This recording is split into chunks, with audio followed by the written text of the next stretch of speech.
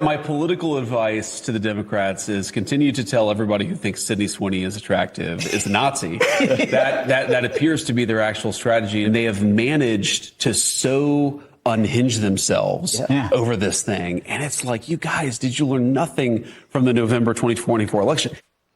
Well, like a lot of Americans using their common sense, the vice president almost can't believe that so many people on the left are getting twisted about Sydney Sweeney's great jeans ad campaign. Let's bring in former senior advisor to RFK Jr., influencer Link Lauren, and campus reform reporter Emily Sturge. Thank you both for coming on. Link, we're going to let you both take a crack at these. So here's a little Sydney Sweeney mixed in with the Dunkin' Donuts dude. We'll play them both, and then we'll let you comment.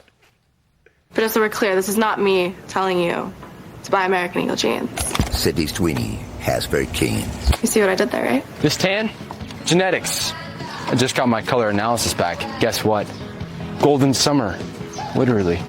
Okay, Link Lauren, your thoughts on the big controversy about all this? Well, look, the Sydney Sweeney commercial is nothing groundbreaking. We've been using sex to sell products for years. I think the left just went so far left. They were using like non-binary, overweight, Chewbacca-looking people to sell us underwear. Now we've had a return to normalcy, and it's very welcomed. Emily, I wonder if you could do your answer in Sydney Sweeney's voice. That would be a big help. What do you think of this? You know, I'll have to practice that, but I'm not shocked by the left's outrage at all. This is the same group of people that took Aunt Jemima off the side of the syrup bottle and said the children's show Paw Patrol was racist. All American Eagle did was prove this week that patriotism sells and wokeness does not. Yeah. Meantime, we have Zoran Mamdani, who forgot about this whole videotape thing, talking about defunding the police back in 2021. Watch. When we talk about defund the NYPD, the entirety of the push is defund the NYPD and refund all of these different social services and things that actually create safety.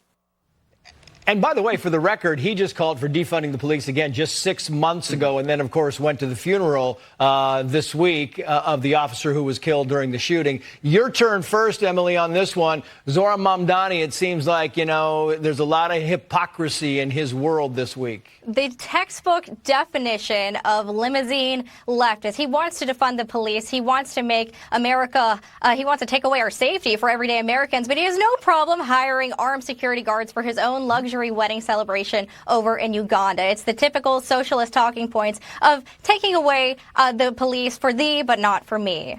I like the limousine leftist phrase. Linked Lauren, limousine lefty. What do you think? What do you think of the phrase? Absolutely, and I couldn't agree more. It's always the rules for thee, not for me. Like we saw with COVID, someone like Gavin Newsom shut down his state. He said, you have to stay inside, but he went to French Laundry to have a Michelin star meal. So Zoran Mamdani, he wants to defund the police, but he wants private security, tinted windows, and armed guards. It's a bunch of malarkey. Yeah, and he got it, too, and he did not turn it down, not say, you know what, you guys need to be defunded. She had 8 months to prepare for her re-entrance into the society with the big book layout. Kamala Harris. And what did she do? She did the following. Watch. Everyone thinks you've been kicking back, drinking margaritas on the beach. But really, you've been hard at work, writing a book, meeting with leaders. This got so beaten up on the internet, Link, that I almost felt bad for her. I thought, man, this is cringe. And if she doesn't have better advisors and people who are helping her, I don't know what to tell her. Well, you know, we've talked for years about Joe Biden being in cognitive decline, being non-compos mentis. I think Kamala Harris is really bad herself. She's struggling to form coherent sentences. I don't know if she's blotto. I don't know if someone left a bottle of Cabernet in her dressing room last night on Colbert. The woman is really struggling and spiraling. The book should not be called 107 Days. It should be called 107 Shots of Vodka, because that seems to be what she's taking every day. Oh, Emily.